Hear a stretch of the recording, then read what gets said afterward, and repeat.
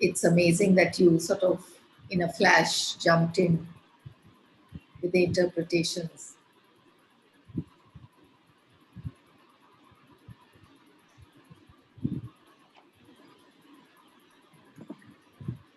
She's on the other channel, so she may not. Okay. You may not hear her. Okay. Yeah. I'll send her a message. No, she can hear you. I don't think you can hear her unless you're on the Okay. English channel. Yeah. Okay.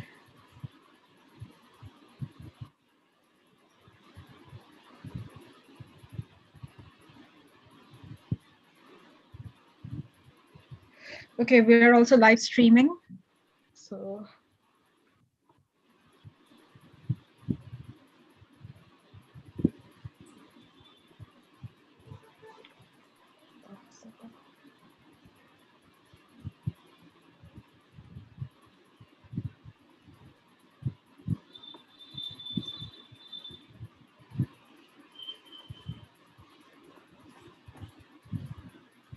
has Athia joined in? Okay, Athia has joined in. No, Athia hasn't joined in. All right.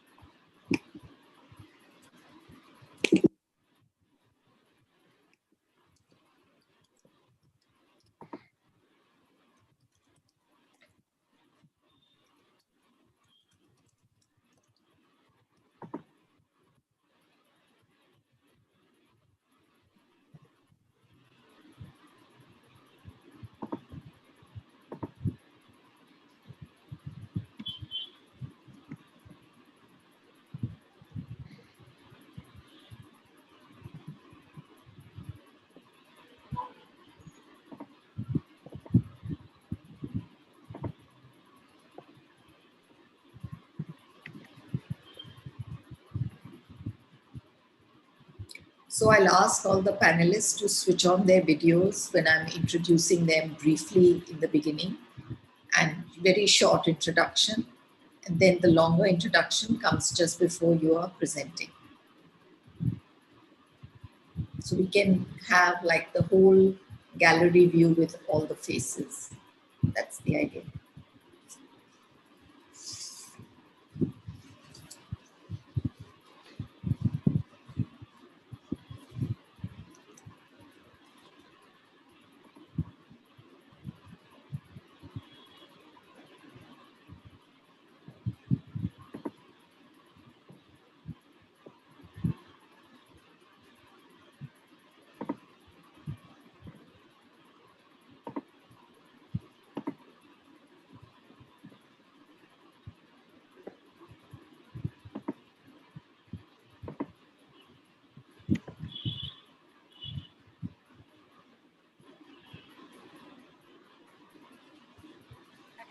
Can everyone please turn on their cameras so we can just take a couple of screenshots?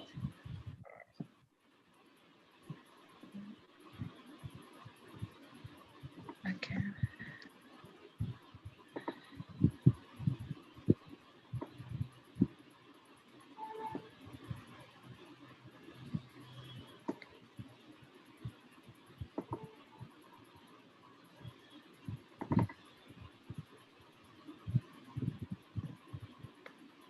Okay. Are we live now? Yes, we are. Should I begin? Yes, let's just wait for another 2 minutes so that Right. more people are able to join. I'm seeing them join Yeah. Quickly. So.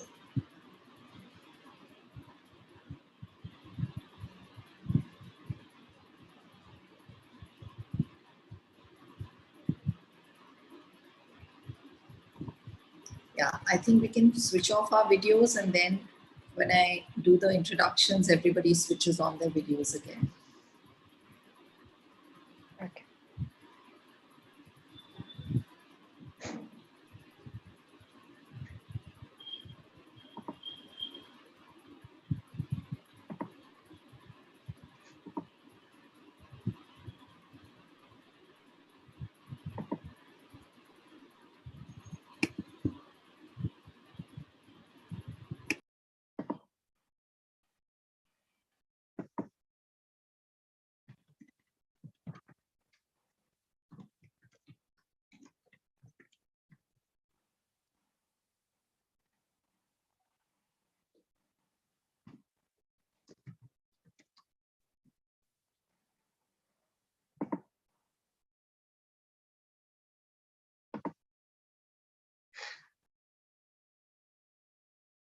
I'll just wait 1 more minute.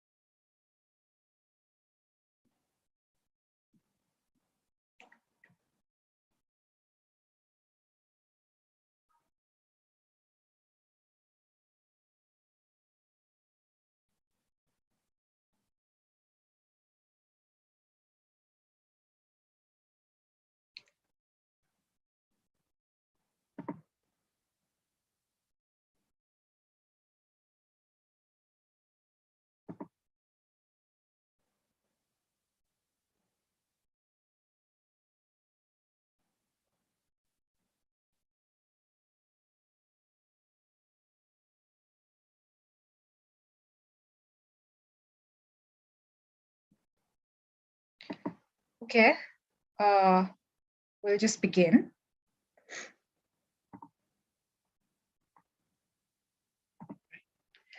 Welcome, everyone. Welcome to the panel on unintended harm of child marriage laws, the Indian context, a parallel event to the 65th Commission on the Status of Women, organized by Partners for Law and Development, PLD, as Secretariat to the National Coalition Advocating for Adolescent Concerns, and supported by Girls Not Brides. I'm Udita Chakrabarti, the Communications and Knowledge Officer at PLD, and one of the moderators here today. Before we begin this panel, I request you to please carefully pay attention to the following. All attendees are encouraged to introduce themselves in the chat. If you have not done this already, you're requested to please change your display names to a name that is more identifiable. Please note that parts of this panel will be presented in Hindi. To listen to the English translation, please go to the English channel. This session as a whole is also being translated live in Hindi, which is available on the French channel. To access the interpretation facilities, please go to the bottom bar of your screen, click on the option Interpretation on the right, and select French or English. Please use raise your hand feature to get moderator attention, and one of the moderators will privately message you. Besides me, the other moderators here today are Mrinalini Ravindranath from PLD and Adhya Kaul from HUC Center for Child Rights. For any troubleshooting, please contact the moderators. Please ensure your videos are switched off and your audios are muted when you are not presenting or when you are not invited to speak. When you are invited to speak, please ensure there are no audiovisual apps running in your background so as to create an audiovisual feedback loop. Please close any programs running in your background to get the best bandwidth. After the panel discussion, there will be a question and answer session where you can present your queries to the panel. Please write your questions in the Q&A box at the bottom bar. Please note that in case of disruptive behavior, moderators reserve the rights to remove you from the session without prior warning.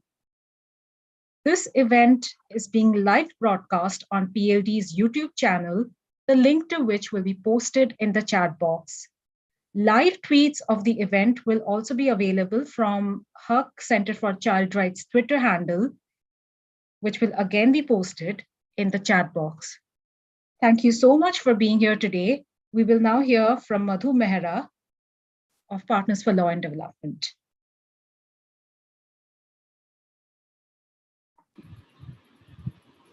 Thank you, Udita.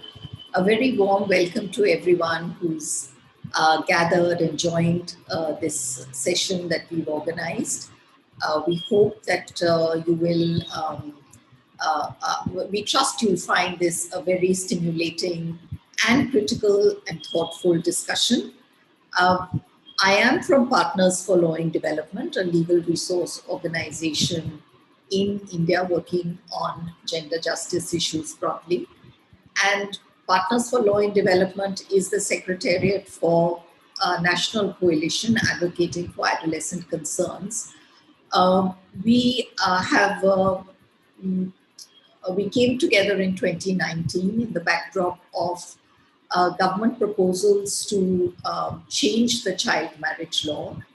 And so I'll give a little bit of context of why the coalition came together and what who are its constituents.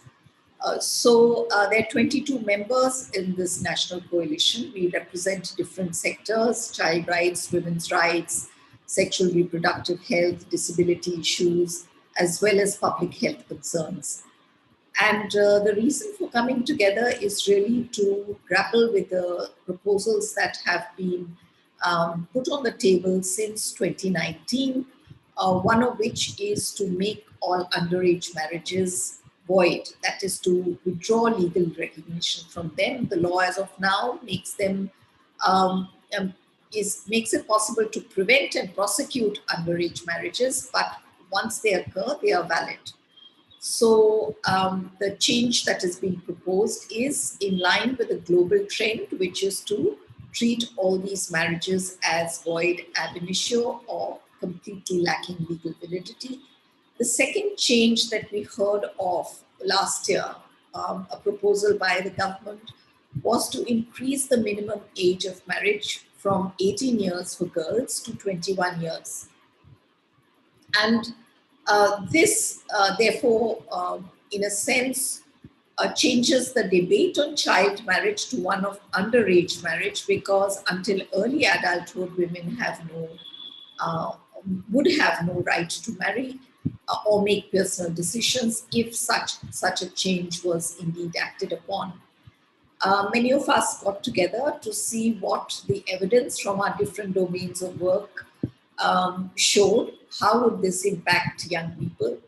And so as part of that process, we consolidated our different research pieces, our experiences, to come up with a position.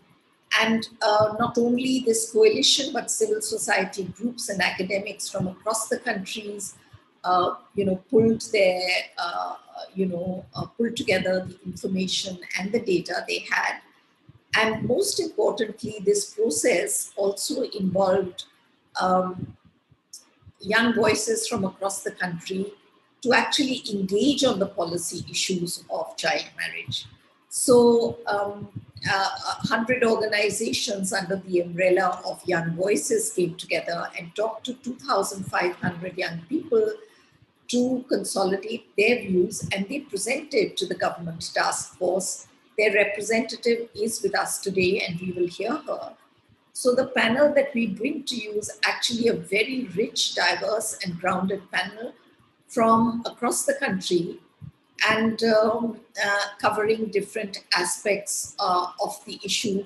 So with that, I would like to begin in terms of introducing the panelists just very briefly. And before I do that, I want to express gratitude and thanks to Ms. Mikiko Otani, member of the Child Rights Committee, who's joined us here today and is committed to engaging with the concerns that emerge from here. A very warm welcome to you, Ms. Otani. I'll request everyone to now, all the panelists, to put on their videos and wave as I call out your name so that participants may recognize you. And then once the introductions are done, we can switch off the videos and enter the discussion straight away. Mamta Jagrit, our young representative. ममता आप wave कर दीजिए अपना video चालू करके. And there's Bharat from Vishakha in Jaipur. There is Archana Dwivedi from Nirantar in Delhi. Bharti Ali from Haq Center for Child Rights, Delhi. Sejal Dhand, Anandi, Gujarat. Sanjida Arora, Sehat, Mumbai. Shipra Jha, Girls Not Brides. And Mary John, Center for Women's Development Studies. We're all here. Thank you very much. And let's begin the discussions today. As we begin, let me just share with the attendees that 2 of our presentations will be in Hindi. You've just heard that. So those of us who want to hear the English translation will have to go to the English button on the interpretation tab, which is at the bottom of your screens. And essentially, the questions that we are posing today is about the over-reliance on law as an engine for change. What is the evidence really on the impact of law? I mean, everyone here in this forum, on this panel, absolutely believes in the value of law. But I think the 2 questions that we as a panel want to ask is the over-reliance on law and the nature of law, the type of law that the model that is being proposed. And the second question is, what would girls really gain from simply delaying marriage by force until 18 years or maybe even 21 years? So with these broad questions, let me introduce Mamta, who is going to be our first speaker. Mamta, आप अपना video on कर लीजिए. Yes. Mamta is from Sankaria village in Ajmer. She is pursuing her bachelor's degree in education. At the age of 14, Mamta had to fight to stop her child marriage from happening and fought to continue her education. She then became part of and led community collectives of girls and has been part of the Mahila Jan Adhikar Samiti in Rajasthan, an organization in Ajmer district. She works to prevent child marriages and she encourages youth development in the areas of her work. She was the representative of Young Voices who put forward to the government task force the voices of young people on how they perceive the proposal on child marriage. ममता, आप सबको बताएंगे कि आपके जो young voices की प्रक्रिया के से क्या-क्या मुद्दे निकले और आपके विचार में लड़कियां क्या चाहती हैं और लड़कियां इस कानूनी बदलाव के बारे में क्या सोचती हैं. So Mamta will tell us about what girls want, what are their aspirations, and what is their opinion on the law reform proposals. Over to you, Mamta. She'll speak in Hindi. ठीक है ma'am. सभी का शुक्रिया मुझे इस platform पे अपनी बात रखने का अवसर दिया. मेरा नाम ममता है और मैं अजमेर डिस्ट्रिक्ट के साकरिया गांव राजस्थान से हूँ और मैं महिला जन अधिकार समिति के साथ जुड़कर मैंने अपना बाल विवाह रुकवाया. महिला जन अधिकार समिति के साथ मैं लगभग 3000 लड़कियों के साथ लगातार जुड़ती रहती हूँ. महिला जन अधिकार समिति जो है मध्य राजस्थान में 3 जिलों में काम करती है, जिसमें 60 गांव और 10 कच्ची शहरी बस्तियों में काम करती है. हमारे जैसे जो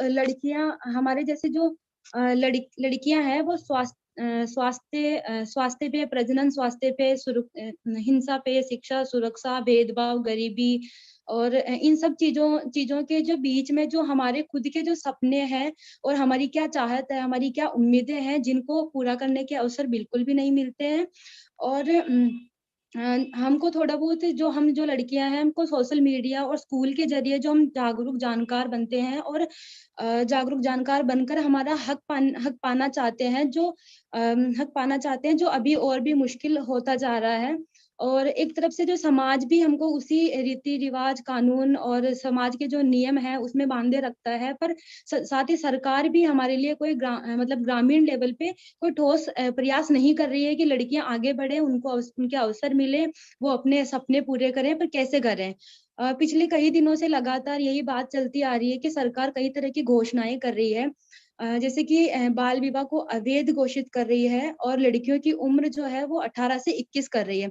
पर जैसे मधु मैम ने भी बताया था कि हमने 2500 पूरे भारत देश की 16 संस्थाओं ने मिलकर 2500 लड़कियों से लगातार बातचीत करी, तो हम उस चीज से यही निकला कि बातचीत से यही चीज निकली कि जो 2500 लड़कियां हैं, हम सबका कहना है कि ये कानून आ तो रहा है, पर इससे हमको फायदा बिल्कुल भी नहीं है, और हमारे जीवन में इस चीज का क्या बदलाव आएगा और ये किस तरीके से हमारे व हमारे समुदाय में किस तरीके से लागू होगा और इसका क्या चीज निकलेगी, वो हमको बिल्कुल भी इसका फायदा नहीं लग रहा है, क्योंकि ये हमारे आने वाले समय में हमारी जिंदगी को और ज्यादा जटिल और कठिन बनाने वाला जो कानून आने वाला है। जो सरकार का इस चीज पे क्या सोचना और क्या क्या विचार है, मतलब हम सबका ये सवाल है कि सरकार इस चीज पे क्या सोच रही है, कानून तो ला रही है पर हमारे हमारे फायदे के लिए क्या सोच रही है कि हम कब शादी करें, कब नहीं करें, किससे करें, क्यों करें, हम पसंद की शादी करें या ना करें। तो इस चीज के लिए सरकार हमको क्या मदद करेगी, क्योंकि आए दिन हम भी देखते हैं, हमारे माँ बाप भी देखते हैं कि जो जिस तरह के जो कानून आए जा रहे हैं और जो पसंद की शादी कर रहे हैं, मतलब पसंद की शादी कर रहे हैं कुछ लोग, तो अगर उनका पता चल जाता है तो या तो वो आत्महत्या कर लेते हैं खुद ही, या फिर उनको मार दिया जाता है, क्योंकि हमारा समाज जो है वो चाइल्ड मतलब पसंद की शादी को एक्सेप्ट नहीं कर पा रहा है। तो जिस तरह के जो और ये जो कानून आ रहा है वो हमको और जटिल कठिन और है ना, हमको दंड देने का जैसा कानून बन रहा है लगातार। तो मतलब और कोविड में तो इस चीज के मतलब लड़कियों के हालात बहुत ज्यादा गंभीर हो गए हैं, बहुत ज्यादा कठिन हालात हो गए हैं। जैसे हम भी देखते हैं, हम भी गांव में रहते हैं, तो हम इन चीजों को नोटिस भी करते हैं कि जो लड़कियों के पास जो पहले अवसर थे वो बहुत ज्यादा सीमित होते जा रहे हैं अभी। और मतलब अवसर और सरकार बोलती है कि मतलब लड़कियां पढ़ नहीं रही, मतलब लड़कियों का चाइल्ड मैरिज हो जाता है इसलिए उनको पढ़ा नहीं रहे हैं। पर हम जो लोग देखते हैं ज्यादातर कि मतलब लड़कियों का शादी इसलिए नहीं हो रहा है कि वो पढ़ नहीं रही, पर ना मतलब क्योंकि हमारे यहाँ पे स्कूल ही नहीं है, जैसे कहीं पे 5वीं तक स्कूल है, 8वीं तक स्कूल है, तो हमको आगे पढ़ने के लिए घर वाले भेजते ही नहीं है, क्योंकि बाहर का माहौल जो है वो इतना हिंसा से भरा हुआ है कि हम लोग ठीक से आ जा भी नहीं पाते हैं और ठीक से अपनी बात भी नहीं रख पाते हैं घर में, क्योंकि छेड़छाड़ इतनी सब होती है, तो घर वालों को भी उनकी इज्जत का जो है वो रखता है कि मतलब हमारी इज्जत खराब हो जाएगी इस टाइप से। तो हम चाहते हैं कि सरकार हमारे लिए, अगर सरकार को कुछ करना है तो हमारे लिए अच्छे जॉब हो, अच्छे अवसर हो, क्योंकि आज हम भी बाहर रहते हैं गांव से, तो हमारे गांव के आसपास जिस तरह का माहौल है उससे हमारे घर वाले पसंद नहीं करते कि हम बाहर जाएं। तो हमारे गांव के, हमारे क्षेत्र के आसपास छोटे छोटे रोजगार है, क्योंकि रोजगार है, कुछ रोजगार है, जो सिलाई सेंटर है, ब्यूटी पार्लर है, जो क्या करता है वो हमको पुराने ही रीति रिवाज और पुराने ही जो परंपरा से ढली चीजें आ रही है उसी में ढकेल रहा है। तो कुछ नया इनिशिएटिव नहीं है और कुछ नया रोजगार, नया हुनर हमारे लिए नहीं है कि हम सीख के हमारे सपनों को पूरा कर पाए, हम अच्छे से हमारी बात रख पाए, हमारे हमारे जो चाहत और हमारी पसंद की चीजें हैं वो हम कर पाए। और जो चीजें हैं कि अच्छे रोजगार नहीं है और हम मतलब इतना सारा कि स्कूल अच्छे नहीं है, और प्राइवेट जो इंस्टीट्यूट है, प्राइवेट स्कूल कॉलेज जो है उसमें इतनी सारी फीस है कि हम कहाँ से उस फीस को भर पाएंगे, क्योंकि अगर हम पढ़ाई के साथ वो काम भी करें तो 2 minutes.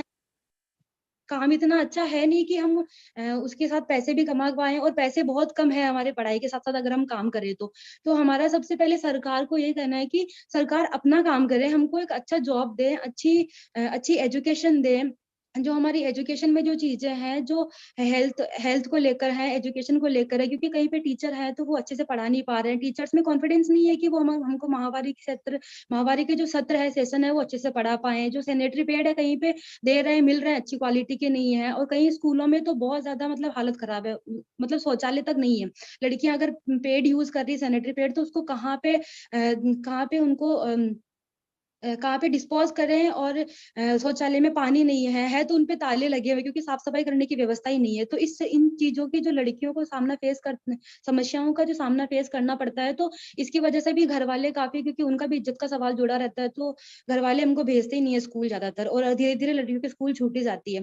तो हम मतलब सरकार से ये डिमांड करते हैं कि हमारे लिए अच्छा जॉब हो, अच्छी अपॉर्चुनिटी हो, कि हम हमारे सपनों को पूरा कर पाए और अच्छा एजुकेशन हमको मिले। क्योंकि हम आज जिस तरह के माहौल में हम देखते हैं, पले बड़े भी रहते हैं, तो वो माहौल इतना अच्छा नहीं है कि हम अपने आप को वहाँ पे डेवलप कर पाए। और साथ ही सरकार को जो 21 और 25 का जो चक्कर है ना, उसमें ना पड़ के हमारे जॉब के बारे में सोचना चाहिए, हमारे यूथ जो है उसका एजुकेशन और उसके विकास के बारे में सोचना चाहिए।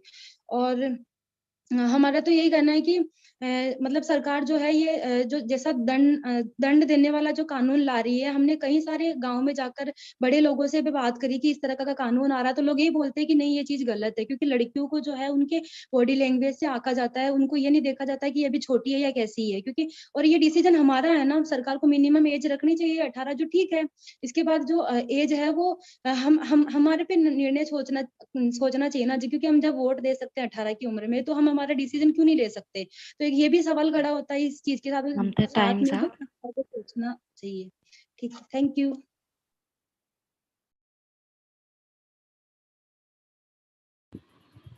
Thank you. For those of you who need to look back at Mamta's presentation, and if there was any difficulties in your audio, we have the translation in English in the chat box. So please refer to the chat box. Our second panelist will also be speaking in Hindi. That's the two of our panel presentations are in Hindi. It's Bharat, who's a co-founder of Vishakha, an organization in Rajasthan. He's a trainer, facilitator, working on empowerment, transformation, and well-being. Vishakha is part of the women's movement and works on the intersections of gender-based violence, sexuality, and mental health for girls, young people, and women in Rajasthan. They collectivize girls and work closely with communities, local leaders, administration, along with running holistic redress centers and counseling services for victims and marginalized constituencies. Bharat, your organization has led consultations with girls to gather their needs and aspirations, and also to discuss with them what they feel about the law and stringent proposals that will uh, prosecute child marriages. What is the findings that you can share with us that will shed some light on really girls, how do they view this, and does this match the aspirations of girls? Yes. Again, if I might say that to catch Bharat's presentation in English, please go to the English button in the interpretation tab underneath. Thank you. Yes, Bharat. Thank you Madhu. जैसे आपने बताया, विशाखा पिछले 30 साल से महिलाओं और लड़कियों के मसलों पर काम कर रही है, और वर्तमान में हम एक बड़े कार्यक्रम के तहत ट्राइबल गर्ल्स के साथ लगभग 100 गांवों में सीधे तौर पर काम कर रहे हैं।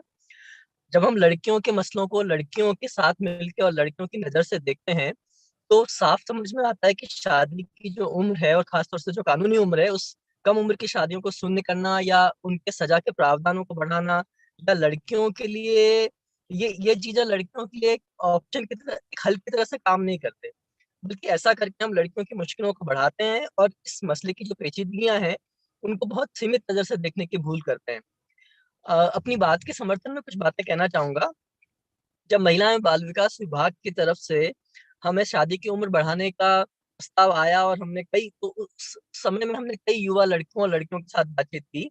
इन युवा लड़के लड़कियों ने अपने गांव में पिछले 2 सालों में 20 वर्ष से कम उम्र की जो शादियां थी उनको उन शादियों को और उनके कारणों को नक्शे पे उतारा, और देखा कि हर शादी के अलग अलग कारण थे। कहीं एक साथ 3 बेटियों की शादी पर खर्च बचाना था, तो कहीं भाई की एवज में बहन की शादी करना था, तो कहीं पर सगाई वाले लड़के का काम पर पलायन पे चले जाना, और कहीं तो ससुराल वालों को बच्चों की जल्दी है, तो अलग अलग तरह के कारण निकल के आए, और इनमें वो शादियां शामिल थी जो लड़कों और लड़कियों ने अपनी पसंद से करी थी, और इसके चलते उनको अपने घर छोड़कर चले जाना या भाग जाना पड़ा था। इन नक्शों के विश्लेषण में लड़कियों ने ही ये बात उठाई कि स्थितियां और शादी के कारण बहुत अलग अलग हैं, और उनको सिर्फ एक कानून से कैसे हल किया जा सकता है, जो बहुत महत्वपूर्ण बात है। शादी एक पेचीदा व्यक्तिगत सामाजिक फैसला है, और इसे पूरी तरह से पितृसत्तात्मक, जातिगत और सामाजिक नियम संचालित करते हैं, जहाँ लड़कियों को और कुछ हद तक लड़कों पर भी कड़ा नियंत्रण है, और उसमें उनकी चाहतों का, चुनाव का, निर्णय का या सम्मान का कोई जगह नहीं, लगभग नहीं के बराबर होती है। हमारे कार्य क्षेत्र में अगर हम बचपन में तय हुई शादियों से इनकार कर देते हैं, उनके माँ बाप इनकार कर दें, लड़कियां इनकार कर दें, तो उनको आर्थिक दंड चुकाना पड़ता है। 6 साल पहले इस इलाके के एक गांव में एक लड़की ने अपनी मर्जी से शादी करी, और वो अपने शादी करके चली गई, और जब वापस वो 8 साल बाद अपने बच्चे को लेकर लौटी, तो इज्जत के नाम पर उसको जिंदा जला दिया गया।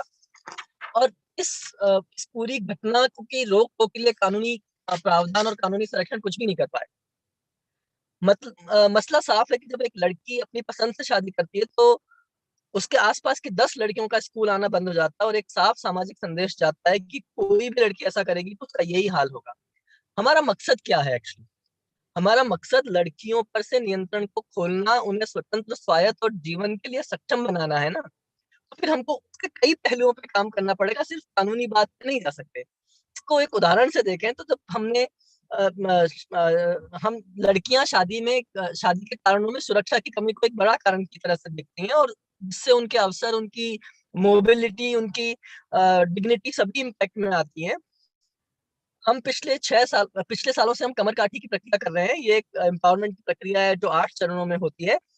यहाँ पे हम लड़कियों के साथ शर्म झिझक कर गहरी बातचीत करते हैं, महिलावादी नजर से उनको एक सेल्फ डिफेंस की ट्रेनिंग से लेके जाते हैं, शर्म, सुरक्षा और लड़कियों और माओं के साथ संवाद स्थापित करते हैं, स्थानीय पुलिस के साथ विजिट कराते हैं, कानून व्यवस्था पर समझ बनाते हैं, और उसके बाद लड़कियां अपने गांव की सुरक्षा की ऑडिट करती हैं, उसका प्रस्ताव बनाती हैं, ग्राम पंचायत को देती हैं, और उसके फॉलो अप करती हैं।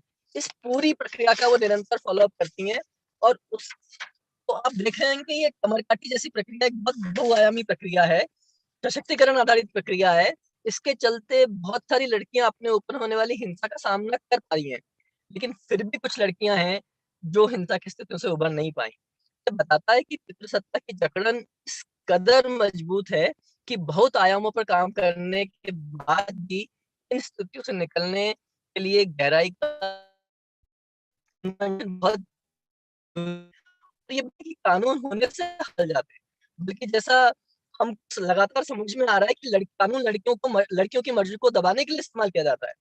पिछले दिनों अगर हम पेंडेमिक के दौरान एक छोटा सर्वे जो विशाखा ने किया था उसकी बात करें, तो 298 गर्ल्स के साथ हमने जब बातचीत करी, तो उसमें से 61 गर्ल्स ने बताया कि उनके फोन छीन लिए गए और सिम बंद कर दी गई, जबकि ये कामकाजी लड़कियां हैं जो 10-12 साल की उम्र से घर की आमदनी को बढ़ाने के लिए कामकाज करती हैं, घर से बाहर निकलती हैं, नियमित जाती हैं।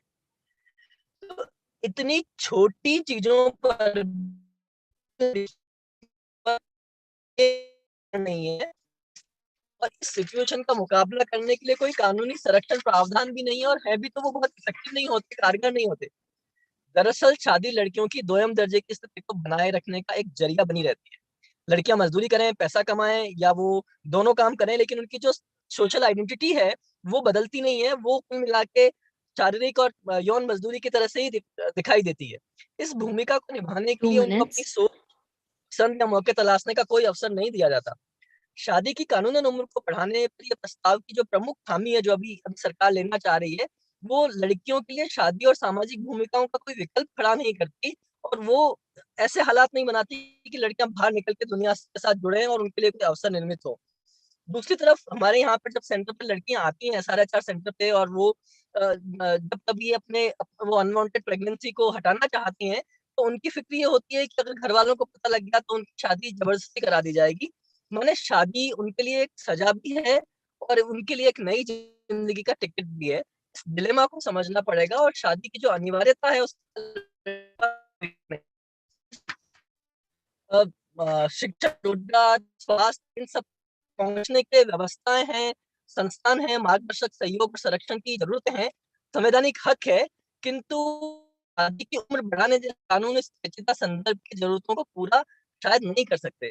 और हम जब स्वास्थ्य व्यवस्था की बात करें तो जब SRHR सेंटर पे लड़कियां इन संदर्भों से निकलती हैं और बात करती हैं, तो शायद वो स्टिग्मा जो अबॉर्शन का जो स्टिग्मा है उसके ऊपर धीमी आवाज में बात करते हुए एक छोटा डेंट डाल पाती हैं और शादी के दबाव को कम कर पाती हैं। हमारी एक कोलिशन की एक और संस्था सदस्य मासूम भी इन मसलों पर काम कर रही है और उनकी सीख भी लगभग इस तरह की निकलती है और वे 8वीं पास करने वाली लड़कियों के साथ शैक्षणिक फेलोशिप दे रहे हैं, खेल का इस्तेमाल कर रहे हैं, वॉलीबॉल ट्रेनिंग्स कर रहे हैं और समुदाय में माता पिताओं के साथ संवाद कर रहे हैं, जिसका उनके ऊपर एक महत्वपूर्ण फर्क पड़ रहा है। कुल मिलाकर मैं ये कहना चाहूंगा कि इस तरह अपने शरीर पर, स्वास्थ्य पर नियंत्रण लेने और नए उद्देश्यों को साकार करने के लिए हाइपर लोकल सॉल्यूशंस जो एम्पावरमेंट बेस्ड हों, उनको वो तलाशने होंगे और लड़कियों की हिम्मत और स्वतंत्रता कम करने वाला एक कानूनी उपक्रम इस तक पहुंचने में असक्षम होगा। Thank you.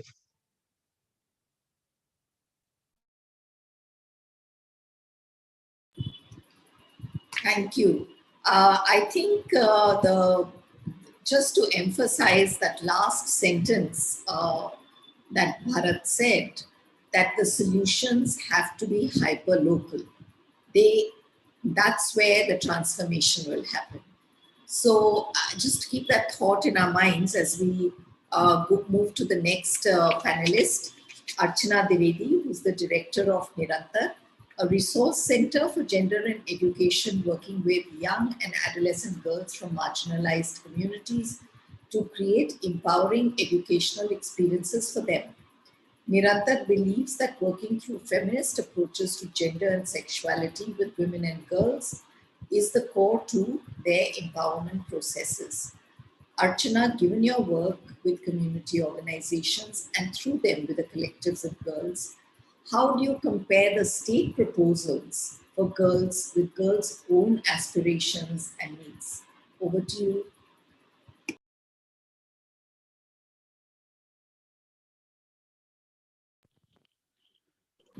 Unmute yourself. Yeah. Thank you, Madhu, and thank you, PLD, for creating this important space for conversations on early child and forced marriage. We call it CEFM nowadays. Today I'll be arguing that the laws are not enough to address a complex issue of CEFM, and my arguments are primarily based on the experiences and voices of young girls from the field, especially from marginalized community, as Madhu just shared. And if we see in the context of India, underage marriage rates have already fallen over a period of time. But since we still have world's largest population of girls married under 18, this is still a big concern for a lot of us, but also I understand for an international community which is looking at sheer numbers that we have. This is also important to say that this is despite a law prohibiting their marriage before 18. So clearly, laws have failed to be an effective tool to reduce early marriage in the absence of other enabling factors.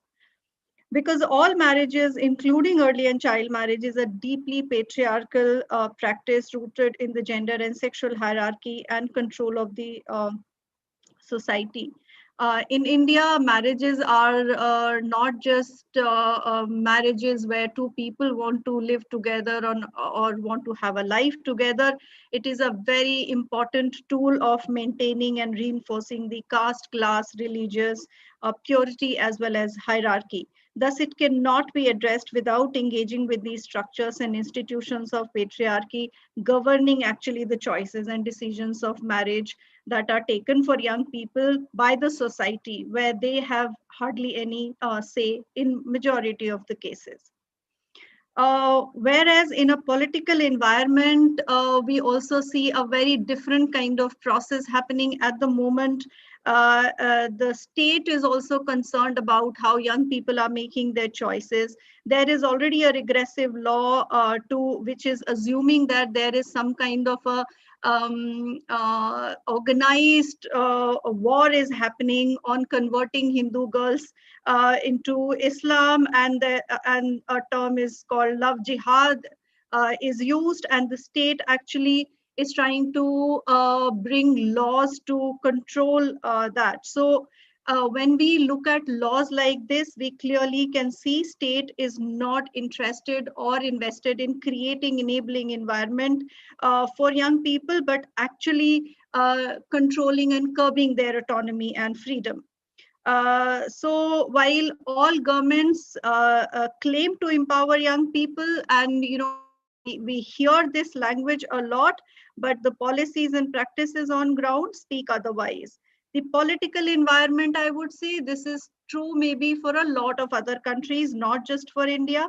And globally, there is a push towards regressive ideologies where a lot of changes, especially in laws, are happening to control actually what people have gained autonomy and what otherwise free choices they were making.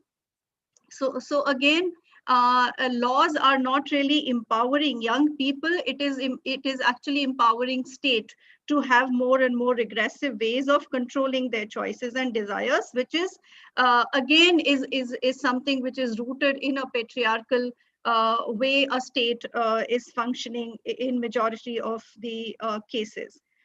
In addition to the gender and sexuality, early marriage is also driven by a complex set of socio-economic inequalities, as well as lack of opportunities that majority of girls, I mean, Bharat just talked about it, but not just girls, I guess boys also, where they are unable to build their own lives and take their life decisions. So marriage as an institution, as we all know, also controls productive and reproductive labor in addition to sexuality and choices as per the needs of the community and households. While we recognize gender and sexuality based choices and the social control around them, the questions on labor and reproductive labor of girls and its role in early and child marriage is yet to be articulated and addressed within CEFM. So any intervention in this area has to engage with all the lived social economic complexities, including labor and work from gender perspective as they inform decisions around girls' life and marriage. Evidence from research grassroots practices also show us that education is a very empowering and powerful deterrent to early and child marriage. However, it is not just that we keep girls in school and it will automatically happen.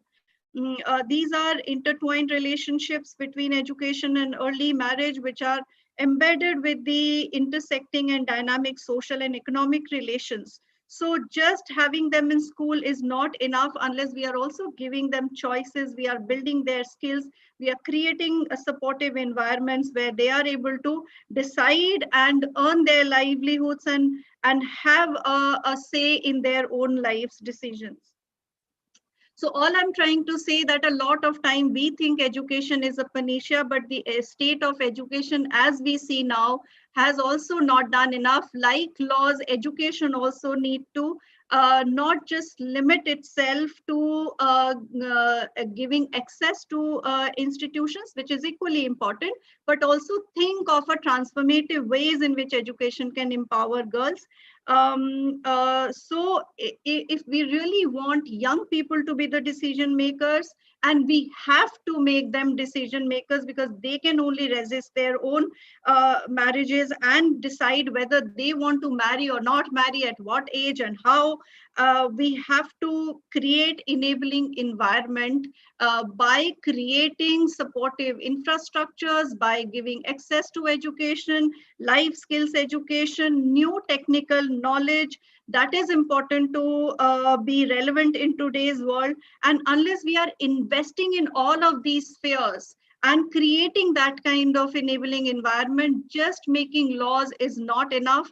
And that is actually maybe backfiring on a lot of things, as we are hearing from other people also, and not really empowering. So thank you very much. Thank you, Archana. Important thoughts, I think, not just about laws and generally about stopping child marriages, but really raising questions about the quality of education, the state of livelihoods for girls, even the choices for adult women. Are these choices real? And the whole issue of unpaid, reproductive and productive labor at home. So I think having heard these presentations, which are linked to the community experiences, we move to a discussion on the law. And my first panelist on this would be Bharti Ali, who's a founding member and executive director of HUC, Center for Child Rights in Delhi, working to realize human rights of children. Her expertise on child protection and justice uh, makes her a critical voice in policy forums, law reform processes with state and central government. She has developed training and educational material for state, civil society, police, judiciary, and UN agencies on issues connected with child rights. Bharti, can I ask you to set out the contradictions in the legal framework for married girls and for adolescents and tell us about the evidence gathered by different groups uh, on how really the law works and impacts girls in the context of underage marriage. Over to you, Bharti. Sure, Madhu, and thank you for this opportunity. Um, I will try my best to highlight the contradictions because there are plenty, but probably focus on a few. My presentation largely is around the way in which in recent times we are witnessing morality becoming the guiding source for law while rights have taken a backseat. And as previous speakers have reiterated, that law has not really been an answer to the problem of child marriage. But the fact is that there is a law that exists, and therefore it allows the authorities the freedom to use it according to their whims and fancies rather than when it is really needed. And the last focus point would be the fact that there is complete ignorance of children's agency, their evolving capacities, their right to be heard, as well as age-appropriate response, to their situations in the current legal and policy framework. So if we look at the two situations, one being where a child marriage is arranged and solemnized by the family, probably against the wishes of the child. And the second situation being where a minor gets into a romantic relationship and that results in underage marriage. If we examine the first situation, we refer to the law on child marriage, which is the Prohibition of Child Marriage Act enacted in 2006. And it replaced the earlier law of 1929 with a hope to curb child marriages and punish the offenders. There was greater severity of punishment introduced. However, the law has been far from social reality. It has received little acceptance, and I'll just cite one example, which is where the law provides for seeking injunction to prevent a child marriage from taking place. And an injunction can be sought from the courts, but that is rarely used. Instead, people resort and prefer and resort to informal ways of dealing with such situations where informal undertakings are taken from parents that they will not get their daughter married till she attains the age of majority.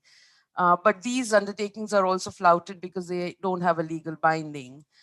What has worked instead has been civil society initiatives directed at empowering adolescents, both boys and girls, raising awareness, and to an extent, the conditional cash transfer schemes of the government of India, where girls get a certain amount of money if they continue to be in the education system, complete 18 years, and delay their marriage up to the age of 18 years. That's when they get a huge sum of money.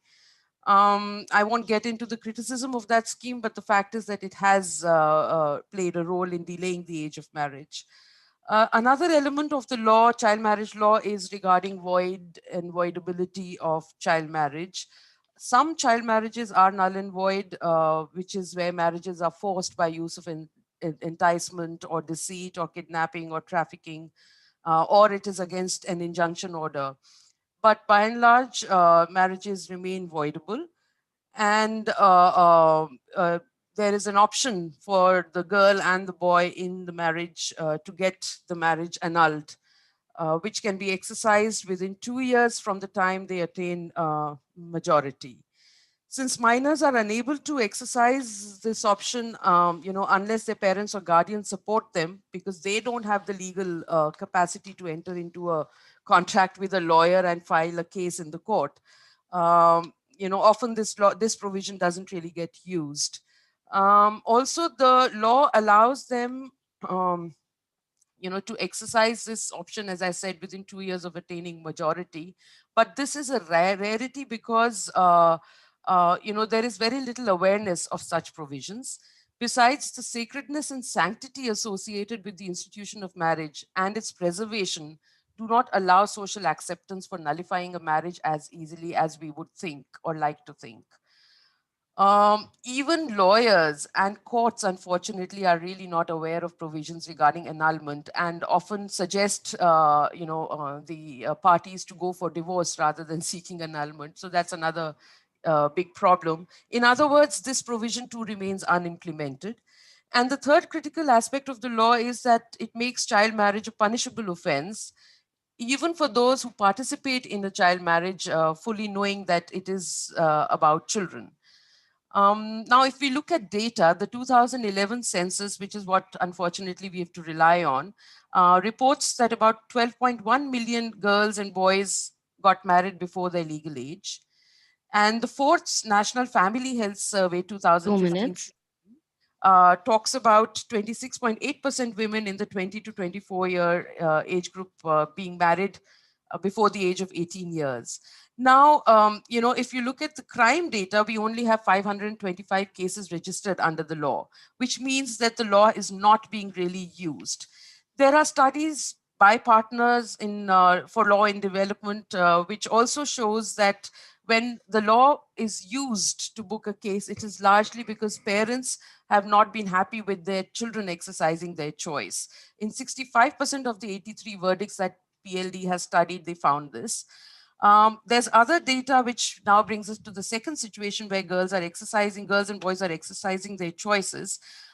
This is where a lot of data from studies conducted by the Center for Child and the Law, National Law University, Bangalore, as well as Huck Center for Child Rights, Forum Against Child Sexual Exploitation, and UNICEF, shows that a lot of the cases, nearly 25%, are cases of which are booked for sexual offenses against children are actually cases of romantic relationships.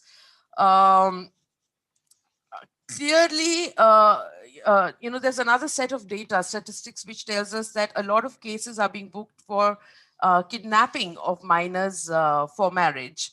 The 2019 data tells us about 15,000 such cases were recorded.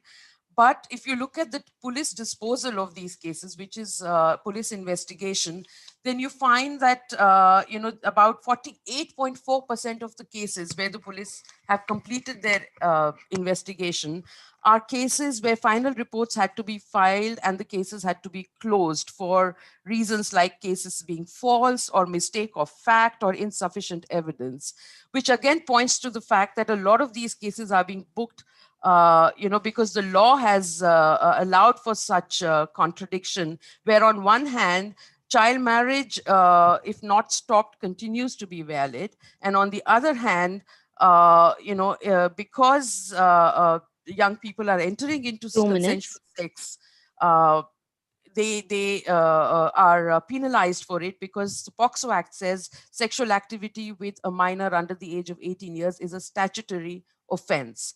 In other words, I would say child marriage has today become statutory rape. So that's a huge problem that we are grappling with. And there is a judgment of the Supreme Court in Independent Thought, versus Union of India, where again, this interpretation has been reiterated, which actually then equates the age of consent with age of marriage, creating more problems for children, for young people, for adolescents who are otherwise meant to be protected under the law. And much of this is happening in the name of child protection laws, in the name of protecting children, in the name of having a uniform law that deals with all children, without recognizing their agency and their evolving capacities. Now, maturity is a word which has come to be used very loosely and according to convenience. So, when it suits the lawmakers, suddenly you attribute maturity to young people. And when it doesn't, you take away that capacity from them completely. And that's been a big worry. I would say that, it's time that we recognize entitlements of young people, treat them as individuals with rights, listen to what they have to say, and probably, we need to demystify, or rather fully understand the principle of best interest of children. There has to be a guidance note, a guidance policy as to how do you reconcile with situations where marriages are forced and Time's where up. they are consensual. So I'd like to end on that note, and maybe we could take questions subsequently. Thank you. Thanks, Bharti, for pointing out both different trends in child marriage, both forced, which we don't see in the courts, consensual, which we see being prosecuted, and also raising the issue of evolving capacities of the child and the child having a say in matters affecting their life, so their right to be heard. With this, we move to the next presentation by Sejal Dhan. Sejal is the executive director of Anandi, the organization in Gujarat. The full form is Area Networking and Development Initiatives. They work with tribal, Dalit, denotified tribal populations and rural communities in parts of Gujarat. And Sejal invests in movement building of young women, promoting intergenerational dialogue with community-based organizations of rural women. Sejal, given your work in very rural and amongst marginalized populations, my question is this just an urban issue that we are talking about, this whole business of, prosecuting elopements? And does the law impact rural areas in any way at all? Or is that really out of the radar? So I know that Sejal is going to begin with a video. So we move to the video and then Sejal will speak.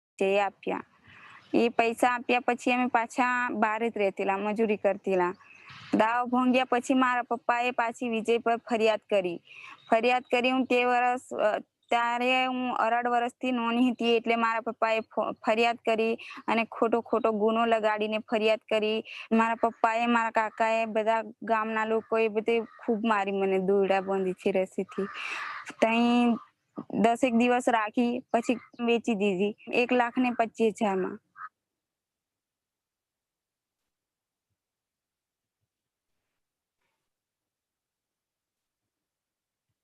So this is the story of Anita. And Anita is a tribal girl. Customarily in tribal communities, you see that girls choosing their own partners was accepted. And yet in this video, as we saw, Mrinalini, just keep moving. The question really that Bharti and all of us have been asking is, are we going to decide or define child marriage by age alone or by the agency of the youth in this matter? And is consent a factor to be considered? And what is customarily now, even in earlier times, was accepted, um, now is actually being not only criminalized by custom but also by the law, which is where it's becoming really, really dangerous. Bharti just moved, and as Bharti was also speaking about data and research. This is only data from 3 districts of Gujarat over 3 years, and India has 741 districts. So this is less than 0.05, and the numbers are just astounding. After 2012, where uh, the laws brought down the age of consent from 18 to 16, what essentially happened was that we started criminalizing all um, romantic relationships, activities of adolescents. And this is the scale of a study we've done very quickly. We studied about 731 uh, police records on rape and kidnap of children between the ages of 14 and 18. And we also did in-depth interviews because these girls were also seeking us out for help for the child line that we ran. And Nalini next. Uh, so, interestingly, you will see the people who are protecting the child. Customarily, Anita talks of her father and the brother, her uncles beating her up, tying up, and then selling her because she chose to run away. And we see in the complainants across these districts, because these are like the 3 districts are representative of different populations. They are socially and economically backward castes, the tribals, and there's also the denotified communities. And we see that in these relationships, most of these cases come from these communities in rural areas, extremely poor informal labor, agriculture labor, and the relationship between the complainant and the survivor is astoundingly, it is the fathers who are setting out to complain, and then the mothers, and the self. In a very few cases, we've seen that the girls themselves, under immense pressure from parents, also become complainants. And only in a few cases you do actually have kidnapping and rape and abduction, which is really serious, because all the serious cases of kidnapping and rape of children, which need due attention and all the seriousness that we need to attend with it, get subsumed under this large number of cases which are filed by parents Two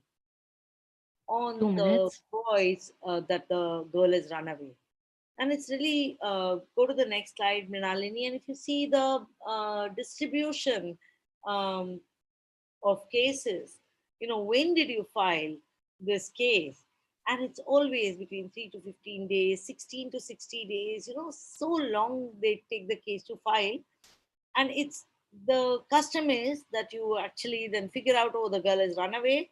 And in 97 of this percent of these cases, the accused is named. So you already know who the girl has run away with.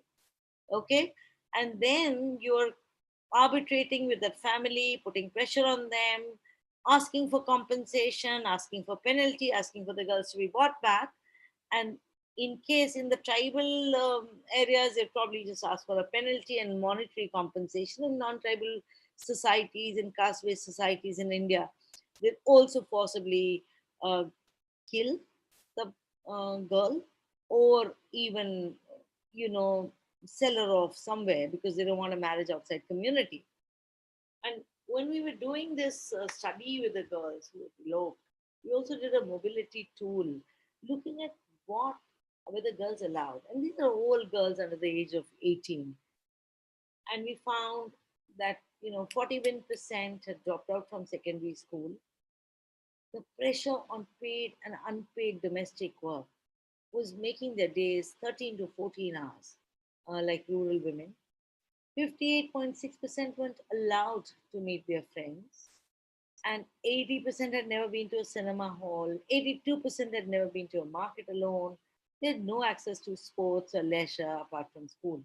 So you really look at this kind of an opportunity that a young rural girl has from a marginalized community, and you have escape what Bharat spoke about early. It's like a double bind. You want to escape this reality and set up your own life, and you're also putting yourself at further risk because go to the next slide, Niralini. You're running away with the boy, and the boy is now also legally going to be culpable of rape and is going to go to jail for 7 years and more. You and the boy have, Anita talks about Vijay having paid 1.62 to compensate the parents over a lakh. And where does this money come from?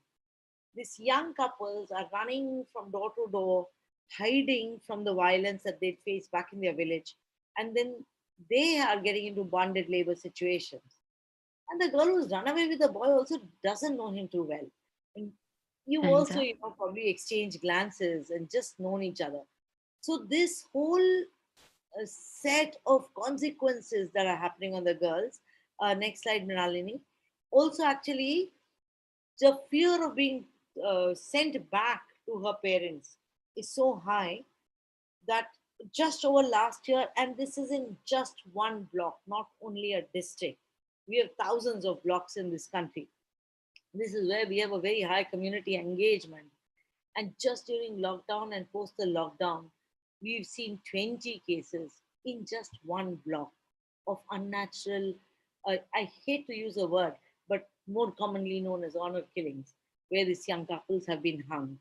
And 15 cases of violence. And this is a very small sample of the people that we directly engage with in one block. We ourselves work in 8 or 10 blocks. And the numbers are just astounding because they're from a tribal community where there's much more acceptance of girls getting into relationships of their choice. Traditionally, in the festivals of Holi, the girls were allowed to go and explore their relationships, and it was customarily accepted.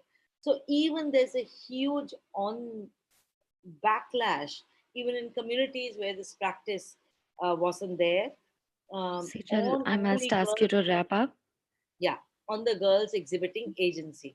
I think just the last few slides you can flash, Mrinalini, because these are recommendations.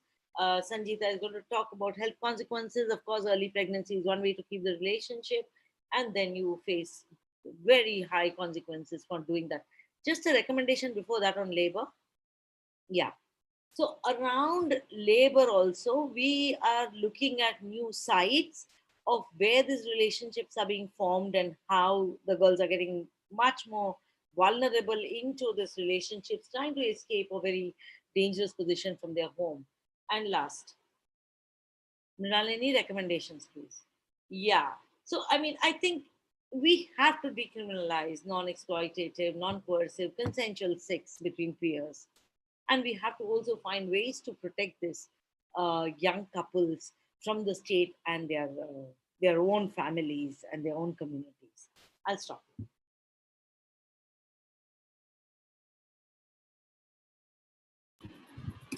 Thank you, Sejal. And I think very, very thoughtful and worrying concerns about the weaponization of law against young people, and the recent amendments that have happened now make statutory rape punishable by 20 years minimum, with no judicial discretion to reduce that sentence. So what we are seeing is the laws are one taking becoming very what we call strict liability laws.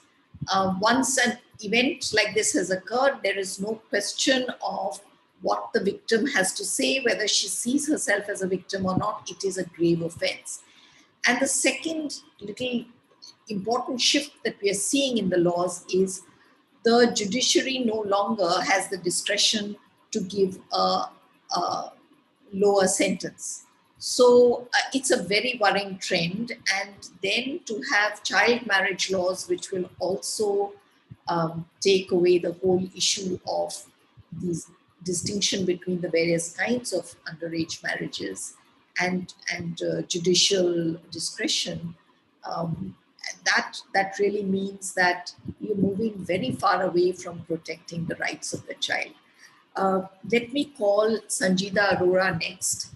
She is the research officer at Center for Inquiry into Health and Allied Themes, also called Sehat, in Mumbai. Sehat currently carries out socially relevant research on health for the well-being of disadvantaged populations. They work in 13 Indian states to establish health sector responses to violence against women. They've contributed to making health systems accountable to violence against women by establishing models of psychosocial healthcare for women and children survivors. Their research findings have informed Domestic Violence Act as well as the medical legal protocols for sexual violence. Sanjida, from your vantage point of monitoring health sector responses, what do you see as legal protections for girls in claiming and accessing safe and quality sexual health services and information? Thank you. Okay, thank you, Madhu. So just to give a brief context of Sehat's work, Sehat has more than 2 decades of engagement with the public health system to establish the intervention models to respond to violence against women. When I say intervention models, it entails training of the healthcare providers, producing evidence around that, and as well as providing direct crisis intervention services to women who reach these public hospitals. So in this context, we come in contact with the young girls who reach public health facilities to access sexual and reproductive health services.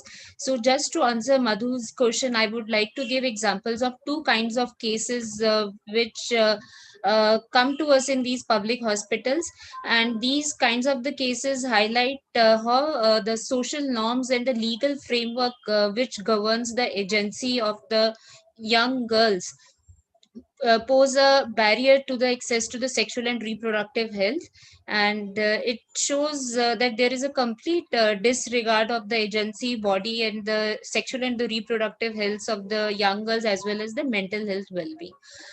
So the first kind of the cases is the elopement or the runaway cases. So elopement cases are those where the young girls who run away from their homes with their boyfriends with the purpose maybe to get married or may not to get married.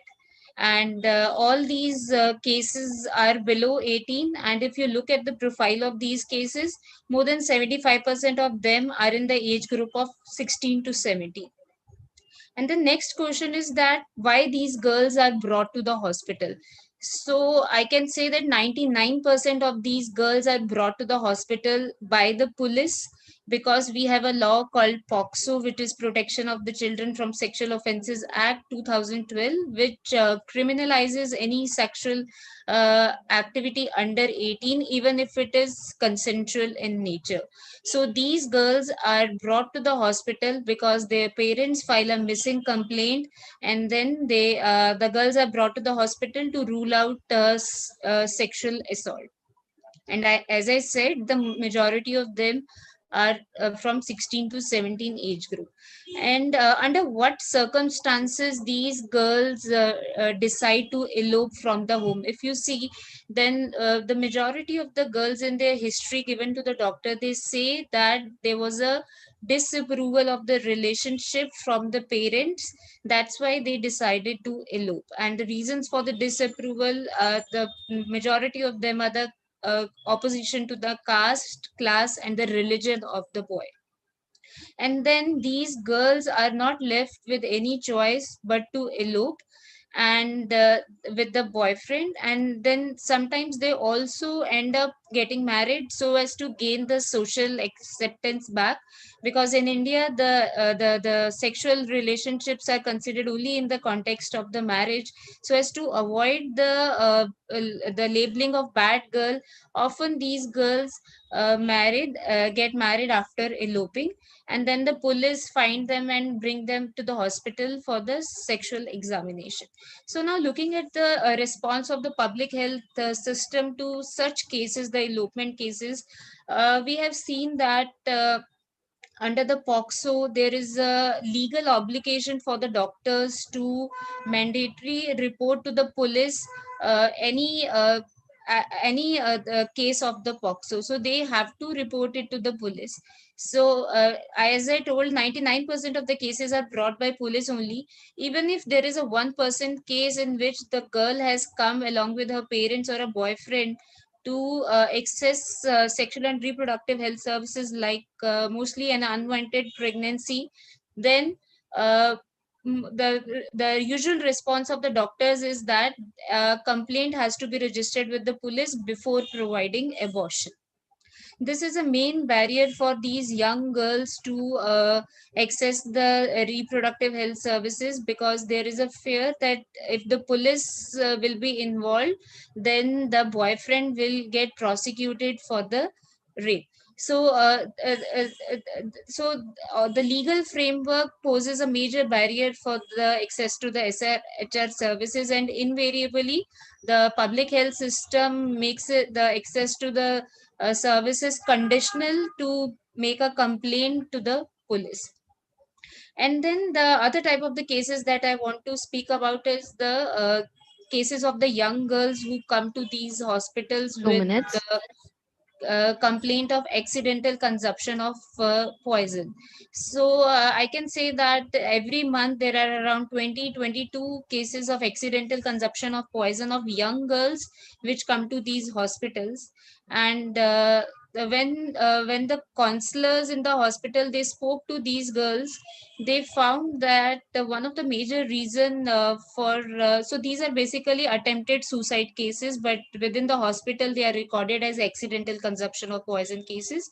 When these counselors spoke to these young girls, one of the major reasons for attempting suicide was found to be a disapproval of relationship by the parents, and invalidation of the choices of the young girls, and forcing them to marry to the persons with of not their choice. So this is the major reason for attempted suicide among the young girls.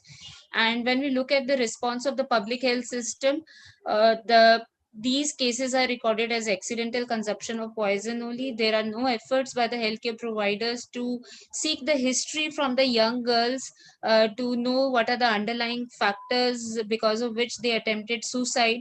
And then not they don't even attempt to address the aftermath of attempting a suicide.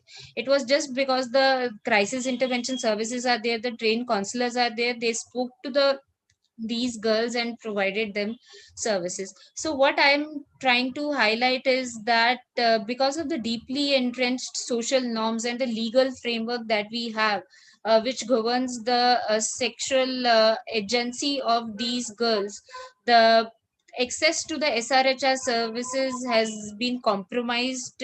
And Time's up. invariably the girls are, they don't access this reproductive health services because they fear that if they will walk into a public hospital to access abortion for an unwanted pregnancy, they will fall into the criminal justice system, and then the boyfriends can be prosecuted for rape.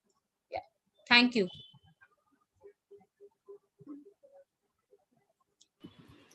Thank you, Sanjita. I think what is emerging from each presentation is that the voices of girls, their choices, their consent, and their evolving capacities is immaterial to the legal framework on child protection in relation to marriage and sexuality. And with that, we move to the next presentation, which is Mary John. We now move to macro concerns with the last two panelists. Mary John is an academic. She is currently the acting director of Center for Women's Development Studies in New Delhi. She has been the deputy director of Women's Studies program in JNU as well in the past. She's a researcher in the field of women and gender studies, and given her extensive research on the issue of child marriage, for her forthcoming book, Child Marriage in an International Frame, a feminist review from India, to be out in 2021. Mary, can you tell us what the macro data says about the prevalence and linkages with education, malnourishment, maternal mortality, and stunting of girls' opportunities, all the issues that we talk about when the issue of child marriage comes up? Thank you, Madhu, and thanks for this opportunity to address this parallel session of the CSW. Actually, I should just say, in interest of full disclosure, that my work on child marriage has been somewhat more recent. I've been doing research on a range of topics, and one of the topics that I have actually been working on for about 2 decades now is gender-biased sex selection. And it is from there that I have, as it were, moved sideways to the issue of underage marriage. So the first thing that struck me, and this is a contrast I'm making with the kind of on-the-ground involvements that we have had on sex selection and sex-selective abortions and all the related issues, is that there has been whereas in the former, in thinking about the issues of the so-called missing girls in the language of one kind of language, mainstream language. There has been a positive relationship, I would like to say, between practices and campaigns on the issue and the knowledge that we have about that, whether it be macro or micro. And this is what I found to be absolutely lacking in this area. And some of that is, I think, even visible in all the presentations that we have seen, where we are seeing very dedicated levels of involvement for a long time, and now picking up pace, but in a kind of, how shall I say, a knowledge vacuum. And this knowledge vacuum is sometimes just very basic at the level of data, beyond some very, very simple macro data from the census as well as from the National Family Health Survey. But even that is sometimes not even carried through to some kind of, so we don't have a sense of the larger story within which we can even place something like agency. In fact, I'm a little worried about the extent to which we are placing so much emphasis on the agency of adolescents, as though, a very, very vulnerable group is somehow their choices are somehow supposed to become decisive here. So firstly, why does India have the largest numbers? It has the largest numbers because we are, after China, the largest country in the world in terms of population. And we are by far the largest when it comes to the proportion of rural and poor populations. So the fact that we then have these large numbers is not at all surprising. So I think that itself needs to be put in perspective, rather than this fact of our having these large numbers constantly being thrown at us, as it were.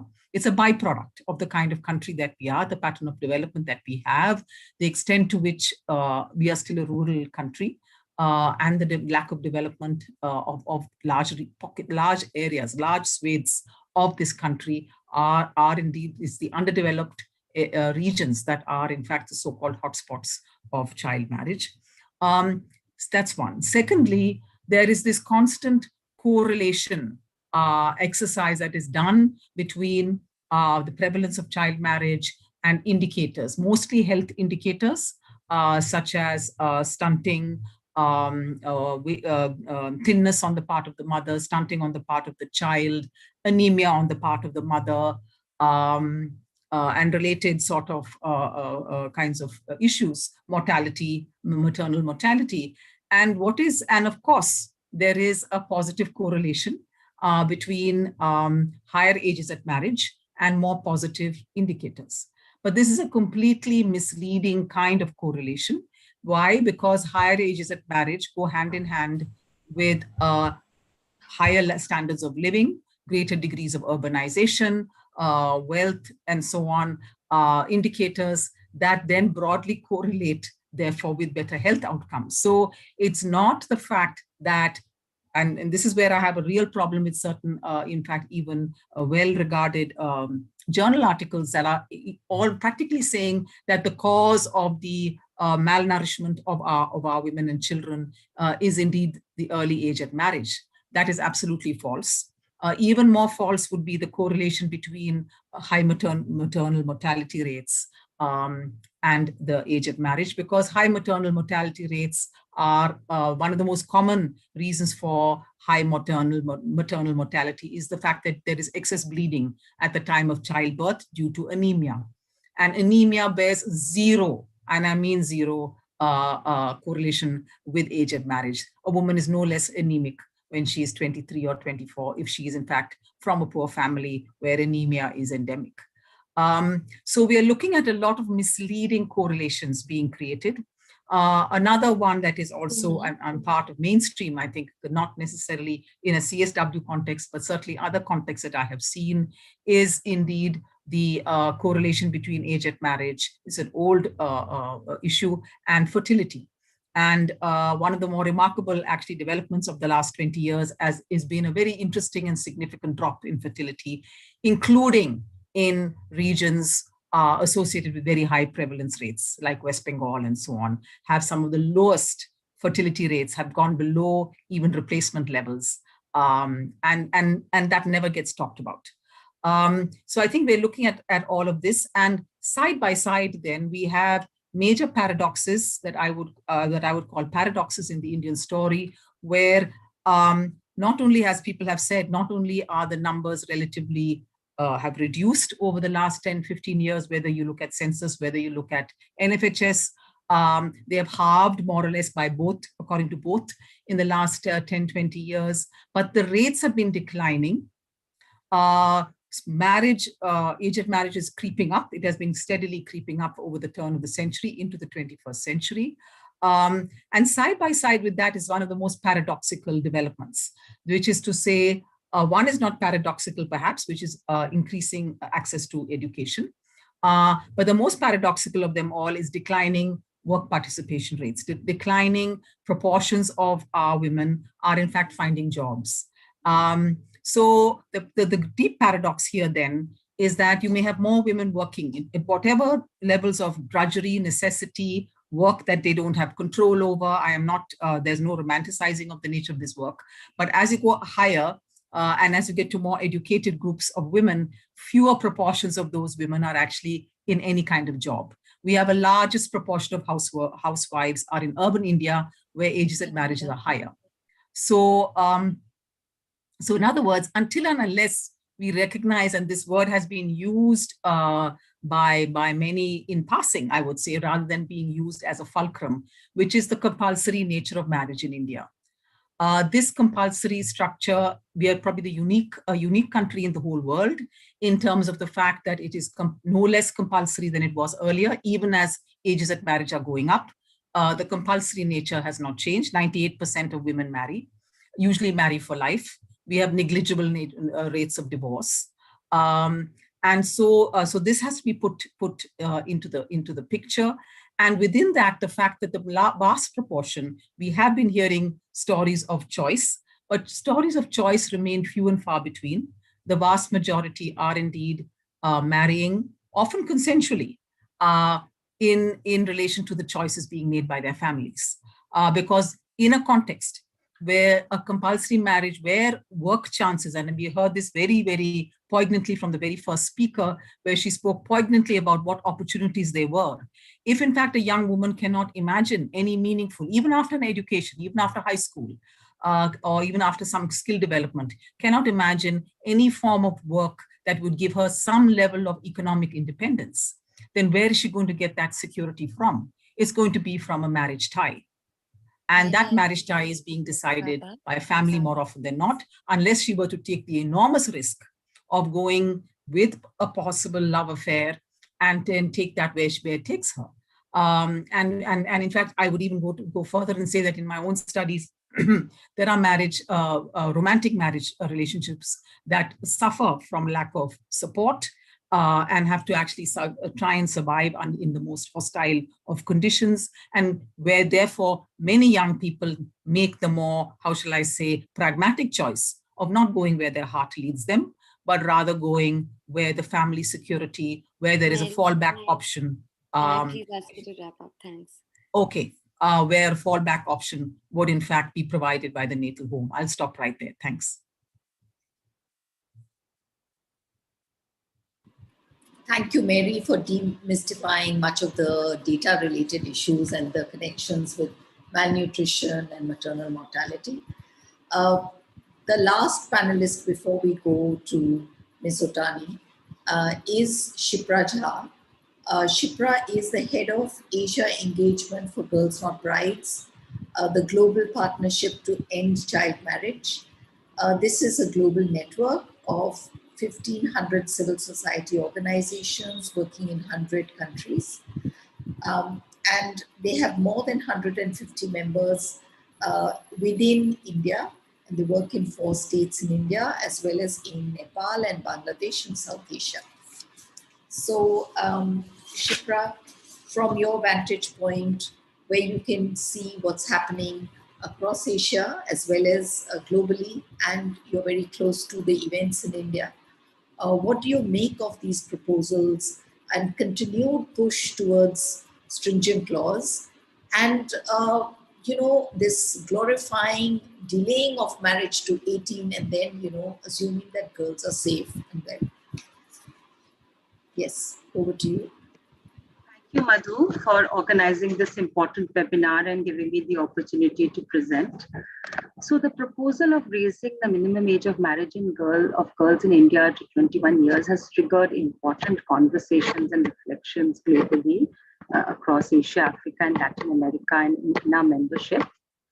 As all of us know, in the last decade or so, efforts were made to make sure that child marriage received separate attention within the framework of international law, and that it is recognized as a gender-based violence and a human rights violation. However, what we've also seen is international law instruments are creating confusion as they contradict one another, and they use the term child early and forced marriage interchangeably. International law also leans towards calling for state enforcement and action, whereas what we've been hearing and also in our experience, child marriage is a part of social and customary practice. Also in the Sustainable Development Goals, which was signed by countries in 2015, sets indicators around target 5.3 about child marriage by measuring the reduction in numbers of marriages. And also the high-level political forum, which is meeting every year, is reviewing progress on the Sustainable Development Goals. So what we are observing is that many countries are focusing on age of marriage and consequently legal reforms to revise the minimum age of marriage, to address child marriage, and also looking only at numbers. Many countries have also passed multiple legislations to revise the minimum age of marriage, some from 16 to 18, but some have even raised it to 20, like of both boys and girls, like Nepal. However, what we can say from whatever we are, where we are working, and what we feel is that any proposal on reforming laws or passing new laws should be based on evidence and experience of how existing laws are being implemented and practiced in real context, and whether they are responding to the social issue rather than criminalizing young people, as all the panelists before me have pointed out so well. And also what we are increasingly realizing is that child early and forced marriage, instead of it being framed as a gender inequality issue and efforts directed towards addressing the root causes, which require transformational and sustained efforts, states are passing strict laws as solutions. Once these laws are passed, they remain more or less on paper and from what we have heard, and are used selectively. So there is actually little evidence to suggest that laws impact significantly on the practice. So instead of investing in education, social and health services, education, information, and awareness raising and prevention of child marriage, many states are spending disproportionately higher amounts of public resources on complex and overburdened criminal justice systems. Some of our member organizations noted recently that states could do better if they're genuinely committed to reducing child marriage. It would be far more effective to invest in reducing economic inequalities and also preventing climate change, which is driving impoverished communities further into economic hardships and contributing to prioritization of boys over girls in education and also early marriage.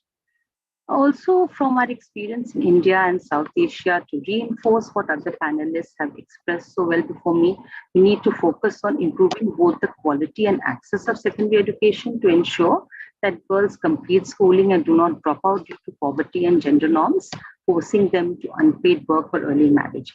That they're supported in the transition to higher education or employment opportunities with better access to health and nutrition. So active promotion of options other than child marriage and work towards breaking down patriarchal structures which control the sexuality and choice of women is the only way forward to ensure that girls are in a position to take decision about their lives. As a global partnership of civil society organizations, we are also committed to bringing voices and experiences around how laws are being implemented into learning and advocacy spaces at national, regional, and global level. And legal responses to child marriage or any revision of laws needs to be built in a participatory manner. The civil society organization and young girls are consulted to ensure that they are relevant to their needs.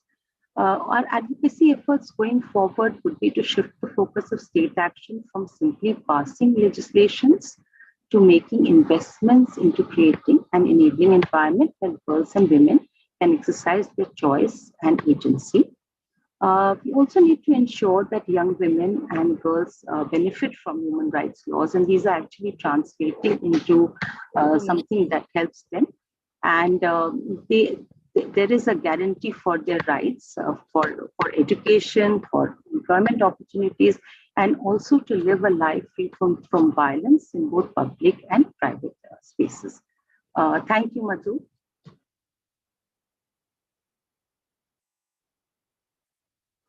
Thank you, Shipra. With that, all the panel presentations come to an end. I can see Shipra has talked about climate change as well. That's a question we have in the chat box. But let us move now to Ms. Mikiko Otani, who has been hearing all the presentations for this long time. And as a member of the Child Rights Committee, which has sort of offers a lot of hope, both in terms of recognizing evolving capacities as well as the right to be heard. What would be your comments on this complex situation that we are finding ourselves in India? Ms. Otani, I'm inviting you to take the floor. Thank you, Madhu. And first of all, thank you very much for inviting me to be part of this very important webinar on the child marriage issue, which is very important issue for the Committee on the Rights of the Child, of course. Madhu posed a question, but before directly responding to your question, let me start with sharing some thoughts. First of all, I haven't prepared any presentation. What I'm going to speak now is just a response to all the presentation I have heard, which are very, very informative and very useful, learning about what is happening on the ground in India. I myself, I'm a member of the Committee on the Rights of the Child, but at the same time, I am a lawyer, practicing lawyer in the area of family law for over 30 years in Japan. I have been always struggling about the use of law in the family law area as a lawyer, but as also thinking about the effectiveness of law to achieve the purpose of what the law is aimed at. Today we are talking about the child marriage, but I just wanted to share as a related issue, but not necessarily about the child marriage issue. In the family law area, there has been the discussion such as the use of criminal law or criminalization of the as a sanction, for example, against the parental child abduction or failure to pay the child support. But what are the consequences of those laws? The purpose is the enforcement of certain norms, but who will get benefit, and actually who will be more put in the more difficult situations? Very often the child. So I have been always thinking about the law is very often seen as a very strong tool to achieve certain norms, but at the same time, it will create some negative consequences, which I don't think that anybody wants to see. So when I came to the Committee on the Rights of the Child, I started thinking about the power of the law, because as you might be already very much aware that the Article 4 of the Convention on the Rights of the Child talks about the obligation of the state parties to implement the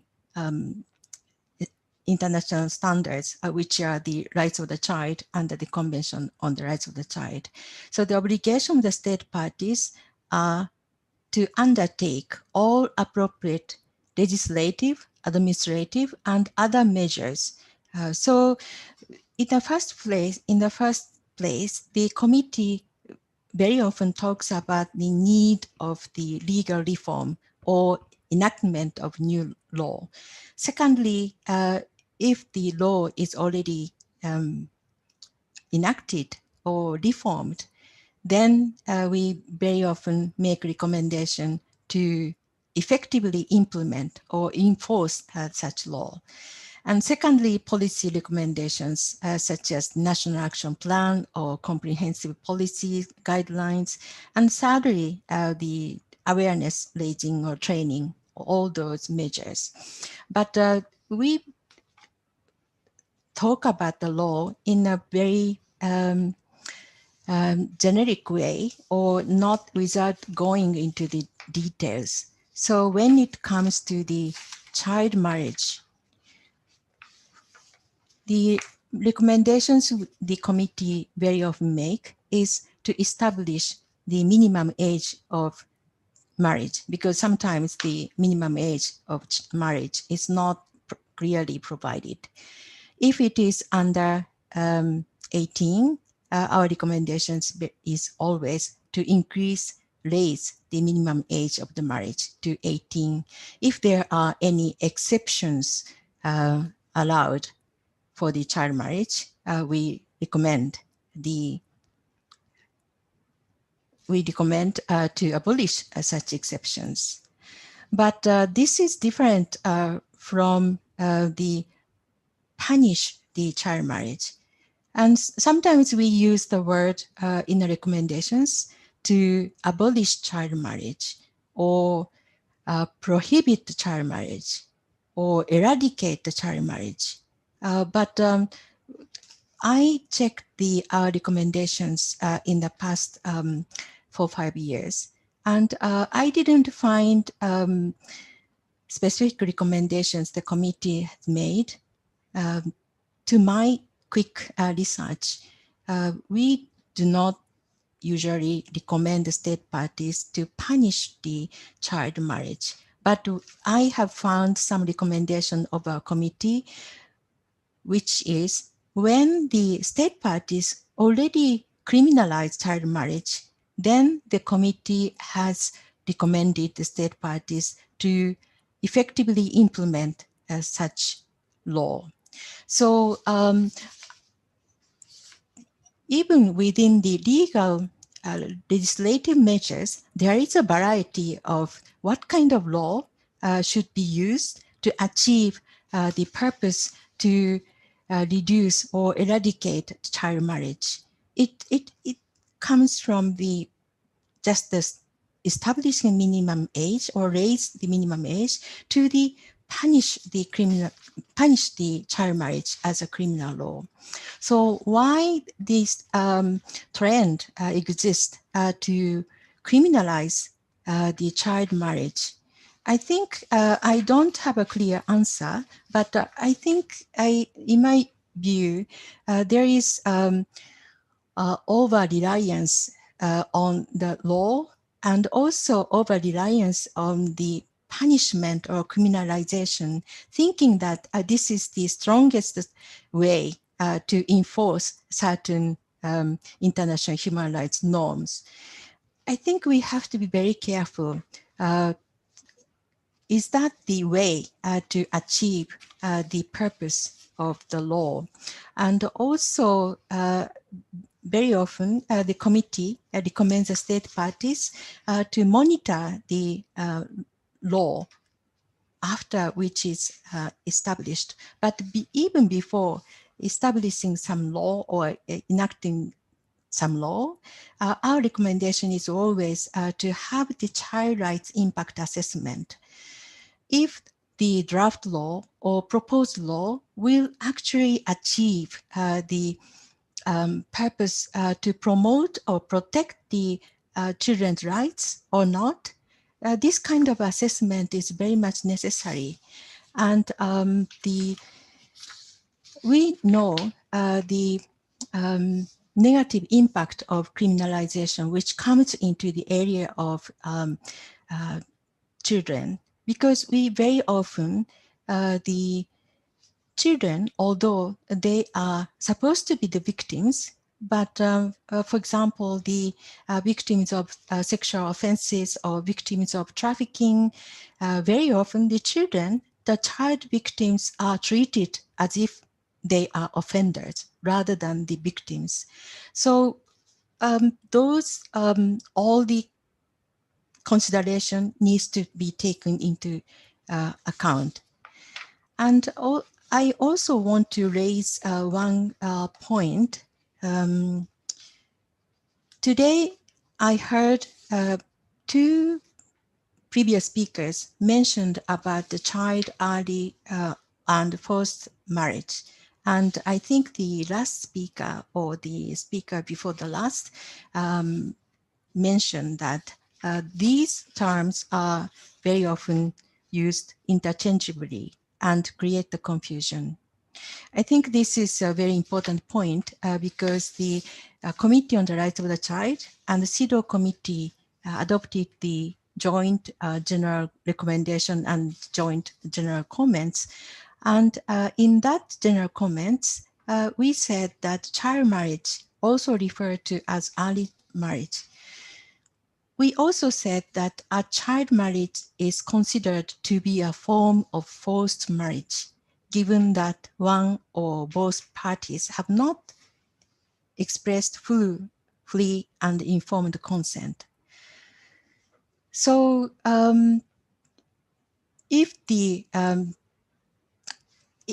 I think we need to clarify what are the early marriage, because I understand in India, the proposed change to the child marriage law is to raise the minimum age of marriage even above 18. So does that mean that there is some standard when the marriage is early or not early? Or we talked about the consensual marriage or arranged marriage, but when the person has the capacities or maturity to have to provide a real consent. But I also heard today a lot, even if the children consent, adolescents give the consent, is that the real informed consent? Because it's not because of lacking of the maturity, but because there is no other options. So I think we need to think about all those aspects of what are the options for young adolescents, and how we can empower them. And we talked also today about the maturity and how can we create enabling situations to empower them rather than confine them into the situation where they don't have the other choices. So those are the response in all. These are my thoughts which come to my mind in response to all the presentations today. But I fully agree with what Madhu said, that committee is talking about the evolving capacities, and in particular in 2016, the committee adopted the general comment on the rights of the adolescents. And so the child marriage issue is not only the harmful practice, which is the framework, the joint general recommendation and the joint general comments of the CEDAW and CRC address the child marriage as harmful practices. But we need to understand the child marriage not only from that perspective as harmful practices and violation or violence against children, but it's actually involves a lot of issues such as the age of sexual consent or the education or sexual and health rights. So this is the comprehensive understanding of the child marriage and social pressure. So I think this presentation, this side event is so rich, and I learned a lot, and I'm really appreciate of all those very deepened understanding and the discussion about the child marriage. So thank you very much, and I hope if there is any questions, I'm happy to answer, but this is my sort of comments to all the presentation today. Thank you very much. Thank you, Ms. Otani. I think I can only see one question, which has been the relationship between climate change and child marriage. And Sejal has answered that in the box, in the chat box. We are at 8:20 now. At 8:30, we get cut off.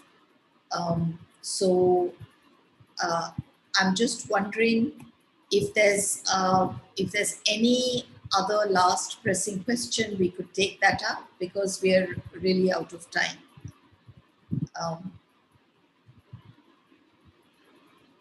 Okay, so there is one other question that is, which says, it is from Monan Gamagade. Thank you to all the panelists. The question is, considering some root causes of child marriage or early marriage in India, conserving caste systems, more sex before marriage as a religious aspect, what concrete measures about the law fixing age could postpone marriage for youth, adolescents in India? Even if the law fixes the age of at 18 years, don't you think 18 is too young to be married? If yes, how to bring this to the community? Thank you. I think this question is again, I will ask, this entire panel discussion has actually been saying that structural changes or root causes need to be addressed through structural changes, and that law itself is not going to ensure that people are going to marry at 18. If somebody wants to jump in and answer this question, because there's often confusion between ideal age of marriage and minimum age of marriage. Yes, of course, I think everybody agrees 18 is too young, but should law even entertain the concept of an ideal age of marriage? or making marriage compulsory. So will somebody just jump in and address this question? It's a common query.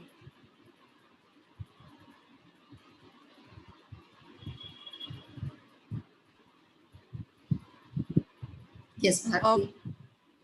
We have, I think, enough evidence to suggest that the law has not been an answer. It has not really been the factor responsible for increasing the age of marriage. And I had also mentioned that there were several attempts and efforts made by civil society organizations that have really actually been towards empowering children and young people, and that's worked more. Working with communities has brought better results than law and its punitive approach to child marriage as well as age of sexual consent. I've also tried to post a response in the chat box in this regard, sharing some experimentation where we try to use sports as a way of building confidence in girls, restoring their self-esteem, and bringing them to a position where they could negotiate on a lot of aspects with their families, within the community, including the issue of marriage. So we need to, widen our horizons to, take up initiatives that will actually make a difference in the lives of both girls and boys. And as I've also mentioned in the chat, that we need to engage with men and boys on the issue of gender-based violence, on issues of age of marriage, age of consent, etc. That's what I would say.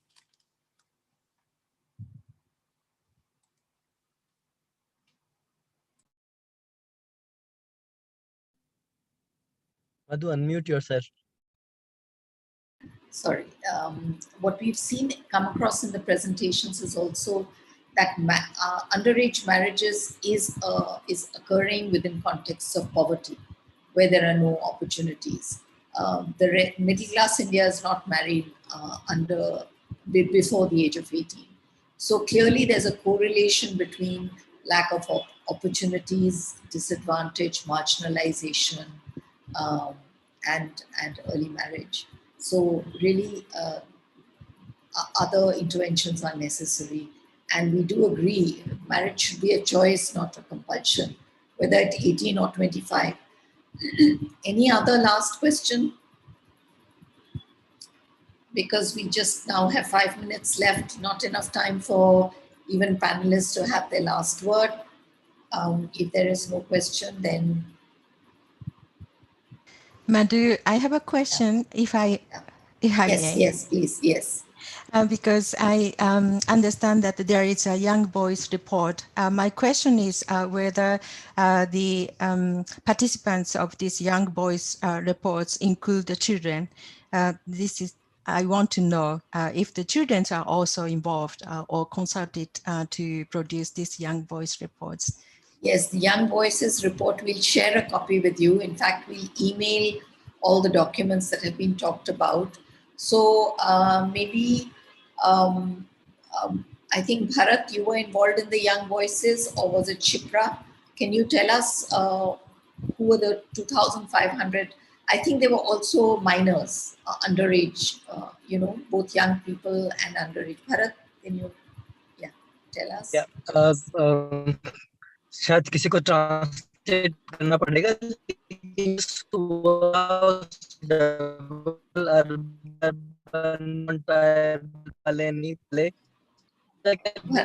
Bharat, your voice is breaking.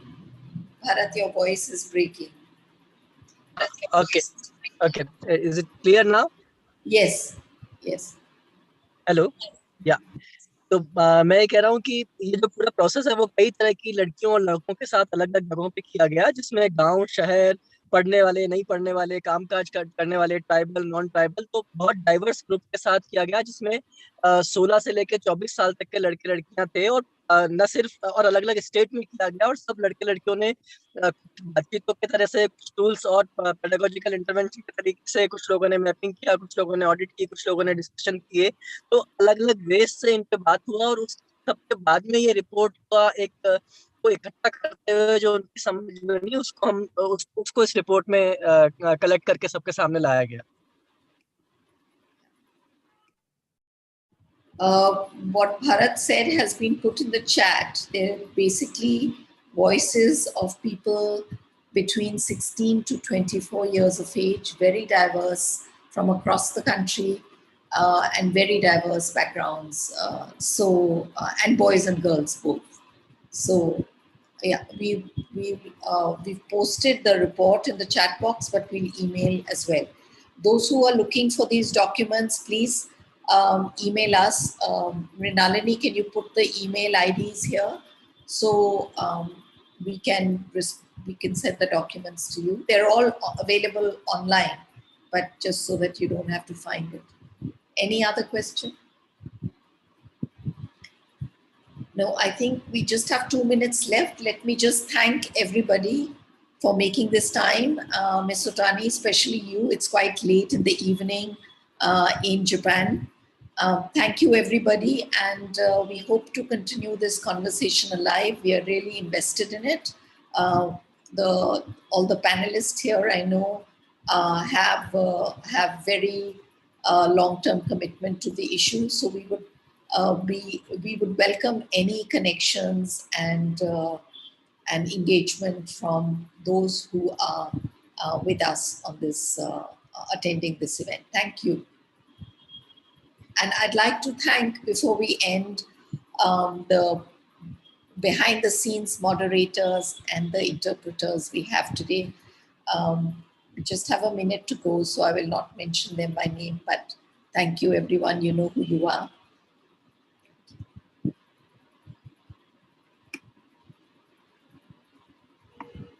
Thank you, Madhu.